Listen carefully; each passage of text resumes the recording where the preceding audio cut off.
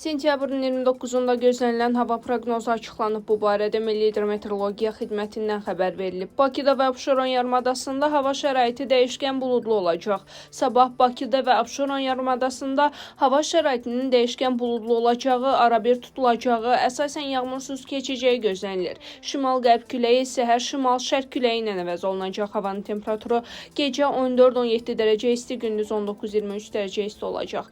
Azərbaycan rayonlarında hava şəraiti əsasən yağmursuz olacaq, lakin gündüz bəzi şərq rayonlarında az çiskin olacağı ehtimalı var. Bəzi yerlərdə arabir duman olacaq. Şərq küləyi əsəcək. Havanın temperaturu gecə 12-16 dərəcə isti, gündüz 19-24 dərəcə isti, dağlarda gecə 2-6 dərəcə isti, gündüz 10-15 dərəcə isti olacaq.